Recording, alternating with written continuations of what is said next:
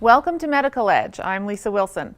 This program is produced as a partnership between the Mayo Clinic and the City of Thornton. We hope every episode provides valuable health information for you and your family.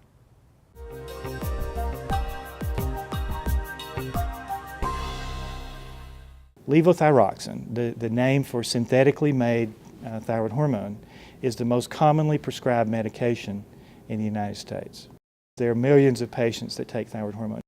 The thyroid, it's a butterfly-shaped gland that resides just below the Adam's apple. Unless it acts up, you probably never give it a thought. Problem is, it acts up for a lot of people. About 8 to 10% of women in the United States will have thyroid disease or dysfunction at some point in their life, and 2 or 3% are men, perhaps more. Mayo Clinic's Dr. John Morris III is a gland specialist called an endocrinologist. He says a thyroid's main purpose is making essential hormones. Thyroid hormone is important in the metabolism of basically every cell, every tissue, every organ in the body. A century ago, Dr. Morris says a lot of patients coming to Mayo Clinic in Minnesota were seeking help for problems caused by thyroid hormone imbalances, often causing goiters, a swelling in the neck. He says performing surgery for thyroid goiters kept the Mayo brothers quite busy.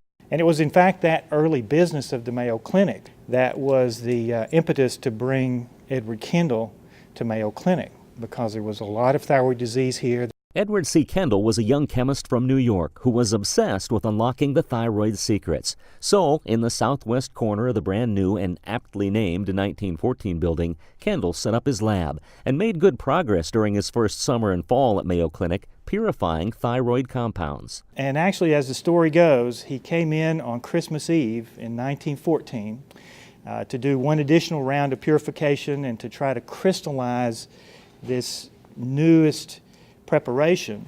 On Christmas morning, he went in to the laboratory and he had crystal powders of purified thyroid hormone. The first time the hormone from the thyroid that we now call thyroxine had been purified.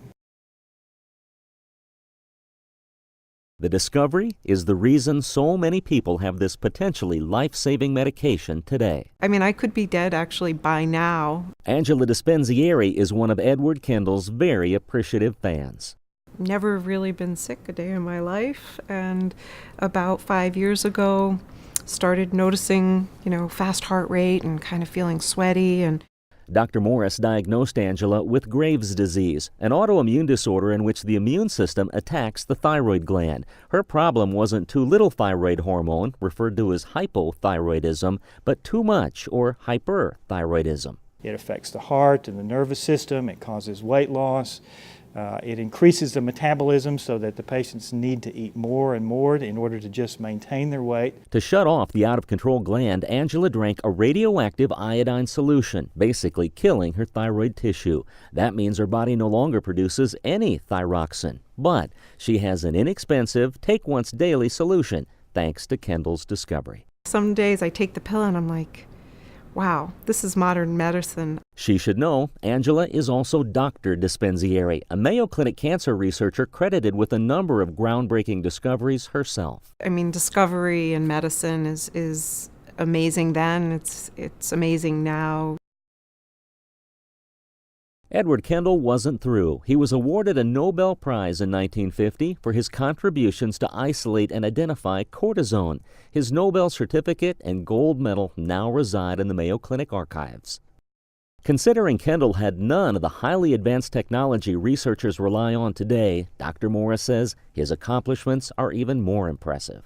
The equipment was very large and bulky, huge glass beakers and vials and flasks and long, tall columns filled with gels. And yet, the mysteries Edward Kendall unlocked in his Mayo Clinic laboratories many decades ago will continue to help patients well into the future.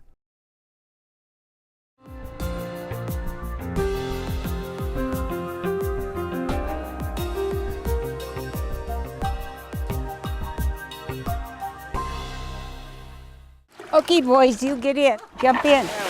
On most days, you can find Sue Schiffler surrounded by her grandchildren. They always say I'm their second mom.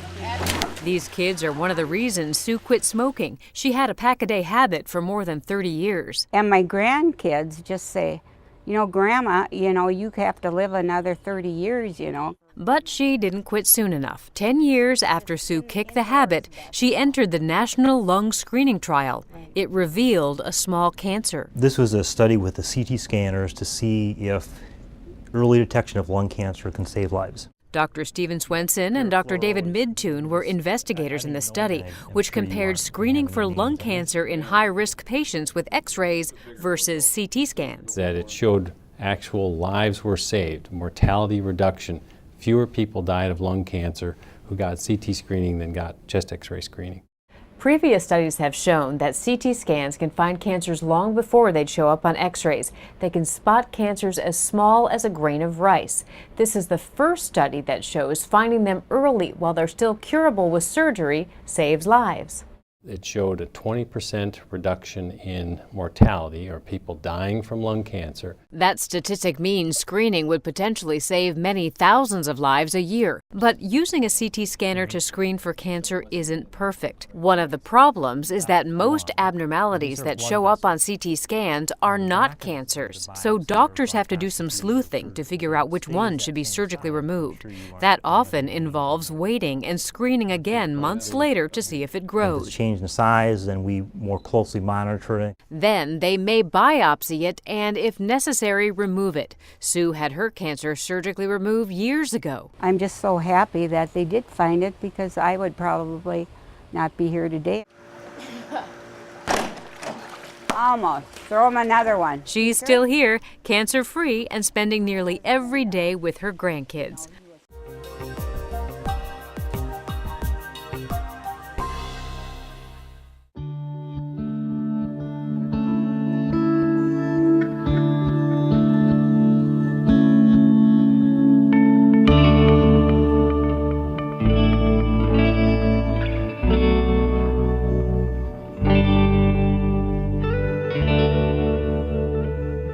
When I was up in the middle of the night thinking, I'm not in labor, I can't be in labor, I'm only 31 weeks pregnant, something else has got to be wrong. Natalie and Jake drove to Mayo Clinic Health System in Mankato, where they were met by a medical team ready to evaluate the unborn baby's status. Like, oh, you're at 8 centimeters, you're having a baby today. We're like, what?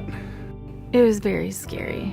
Yeah, for both of us, not just me. I think Jake was just as scared as I was. We got a call from our colleague in Mankato, Dr. Kambati, and he basically called us saying it looked like they were going to have a preterm baby born. It's the initial care that is very important. The first 3 to 5 minutes care could make a big difference in their lives. As part of its Connected Care initiative, Mayo Clinic uses a new iPad-based telemedicine system to connect community medical teams with subspecialty experts at Mayo Clinic in Rochester. And we had this technology in place called the electronic delivery room, and he thought this may be a situation where it would be very helpful to have that in place. And we connected to Rochester even before the baby was born. Is he gonna be okay? We didn't know because he was so small, and we had never seen anything so small. We have a baby that's kind of crashing, cannot breathe on their own because of the immaturity in the lung system. This could be devastating. So how is he doing from a breathing standpoint? Is he demonstrating any signs of respiratory distress? Currently, the respirations are a little choppy, irregular. I think at this point in time, it'd probably be prudent to start some facial CPAP. Actually was online with them for nearly 2 hours, kind of working through everything until our transport team arrived. It's not difficult to use. It can be life-saving. Hope, healing, and comprehensive care tailored to the individual. That's the core of Mayo Clinic's mission. Mayo Clinic continues to integrate its primary and specialty care practices across the Midwest, and using innovative technology-enabled services like the e-delivery room to make Mayo's expertise available when and where it's needed. I look at it and I think, well, what if they didn't use that, and what if they didn't have her expertise, and how maybe things could have gone wrong fast. Jace was transported to the neonatal intensive care unit at Mayo Clinic in Rochester. There, Natalie and Jake met Dr. Fang face to face. It's kind of like right before we got to go home, we finally got to meet her, so, and thank her. And after nearly 2 months in the NICU, Natalie and Jake took their son Jace home. A family together.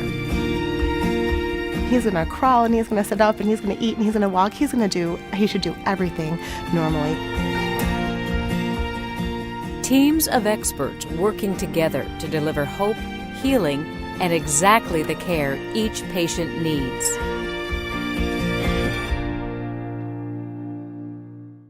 That's all for this edition of Medical Edge. To learn more about the stories featured on this program, you can find additional resources by visiting our website and following the link to the Mayo Clinic. Thanks for watching, and be sure to watch the next episode of Medical Edge.